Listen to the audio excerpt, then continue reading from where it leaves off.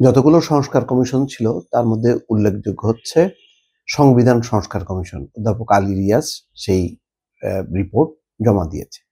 সেই রিপোর্টের মোটা দাগের যে বিষয়গুলো আছে, দ্বিকক্ষের পার্লামেন্ট, ক্ষমতার ভারসাম্য, দুবারের বেশি প্রধানমন্ত্রী না হওয়া, এগুলির ব্যাপারে একটা ঐক্যমত্য আছে এবং বিএনপির অধিকাংশ প্রস্তাবই এর মধ্যে অন্তর্ভুক্ত আছে। এখন প্রশ্ন হলো যে সংবিধান সংস্কারটা কিভাবে হবে? গণভোট না সংসদে? কিভাবে এটা কার্যকর হবে? সরকার এবং রাজনৈতিক দল পথ ঠিক করবে। এটা হচ্ছে অধ্যাপক আলী রিয়াজের বক্তব্য।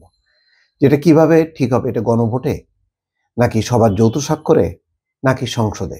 বিএনপি কিন্তু বলে আসছে যে সংস্কার প্রস্তাব যাই হোক না কেন, এটা চূড়ান্ত সিদ্ধান্ত হবে নির্বাচনের মধ্য দিয়ে গঠিত যে জাতীয় সংসদ, সেই সংসদে। সেখানে আলাপ আলোচনা করে এই সংস্কার কমিশনের রিপোর্টটা তারা কার্যকর করবে অথবা কাটছাট করবে। এখানে হয়তো আপত্তি অনেকেরই। তারা মনে করে যে বড় রাজনৈতিক দলগুলো মৌলিক সংস্কারের কাছ থেকে তখন পিছিয়ে আসবে। সেই কারণে তারা সংস্কার প্রস্তাব এখন যেটা দেয়া হবে সেটার ব্যাপারে একটা গণভোট তারা চায়।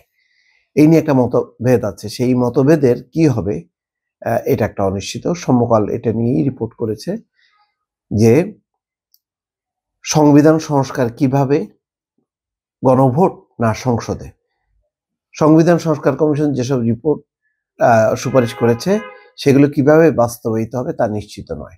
কমিশন প্রধান উপদেষ্টার কাছে দেওয়া প্রতিবেদনে 3টি বিকল্প প্রস্তাব করেছেন। সেগুলো হলো গণপরিষদ, গণভোট কিংবা কি সংস্কার হবে তা রাজনৈতিক ঐক্যমত্যের মাধ্যমে চূড়ান্ত করে পরবর্তী নির্বাচিত সংসদে সংবিধান সংশোধন করা। কমিশন প্রধান অধ্যাপক আলী রিয়াজ সমকালকে বলেছেন, এই 3টির মধ্যে কোন পথ বেছে নেওয়া হবে তা ঠিক করবে সরকার এবং রাজনৈতিক দলগুলো। কমিশন সুপারিশে 3টি বিকল্প প্রস্তাব করেছে মাত্র। প্রধান উপদেষ্টা নিজেই বলেছেন, সংস্কার কমিশনের প্রতিবেদন নিয়ে ঐক্যমত্যের মাধ্যমে তৈরি হবে অভ্যুত্থান সনদ। এর ভিত্তিতেই পরবর্তী নির্বাচন।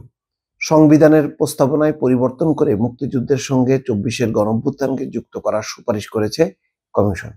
এর শেষে বলা হয়েছে, জনগণের সম্মতি নিয়ে আমরা এই সংবিধান গণপ্রজাতন্ত্রী বাংলাদেশের সংবিধান হিসেবে গ্রহণ করছি। এর মাধ্যমে গণভোটকে বোঝানো হয়েছে কিনা এই প্রশ্নে আলী রিয়াজ বলেছেন, এগুলো প্রস্তাব মাত্র, চূড়ান্ত হবে রাজনৈতিক ঐক্যমত্যে। বিএনপি চাই নির্বাচিত সংসদেই হবে সংবিধানের সংস্কার।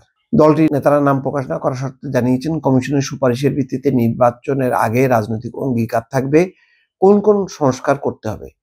নির্বাচিত সংসদ তা আমলে নিয়ে সংস্কারের সুপারিশ বাস্তবায়ন করবে। জামাত ইসলামী চায় নির্বাচনের আগেই সংস্কার হোক, নতুন সংবিধানের অধীনে নির্বাচন এবং পরবর্তী সংসদ নির্বাচন, অর্থাৎ আগেই সংস্কারটা হোক, সংস্কার সহ সংবিধান পাশ হোক, তার ভিত্তিতেই নির্বাচন হবে এবং পরবর্তী সংসদ গঠিত হবে।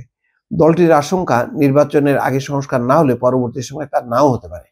শেখ হাসিনার পতন ঘটানো, ছাত্র জনতার অভ্যুত্থানের সূত্রপাত করা ছাত্র নেতৃত্বের সংগঠন জাতীয় নাগরিক কমিটি চায় গণপরিষদের মাধ্যমে সংবিধানের সংস্কার করা হোক। গণপরিষদের মাধ্যমে সংবিধান গৃহীত হওয়ার পর গণপরিষদই সংসদে রূপান্তরিত হবে, অর্থাৎ একটা গণপরিষদ গঠিত হবে, এটাই সংসদে রূপান্তরিত হবে। এগুলি নিয়ে একটা মতভেদ আছে। এই মতভেদটা হয়তো তীব্র আকার ধারণ করতে পারে। অনেকে বলছেন বিএনপি তার অবস্থান থেকে সরবে, এরকম কোনো লক্ষণ নেই। তারা চায় নির্বাচনের মধ্য দিয়ে মোটা দাগে যে ঐক্যমত্য তৈরি হবে সেগুলি সংসদে বাস্তবায়িত হবে। এটাই হচ্ছে বিএনপির লক্ষ্য। ফলে জামাত ইসলাম যা বলছে, তারপরে নাগরিক কমিটি যা বলছে, তার সাথে কিন্তু একটা মৌলিক তফাৎ আছে। দর্শক ভালো থাকবেন। আল্লাহ।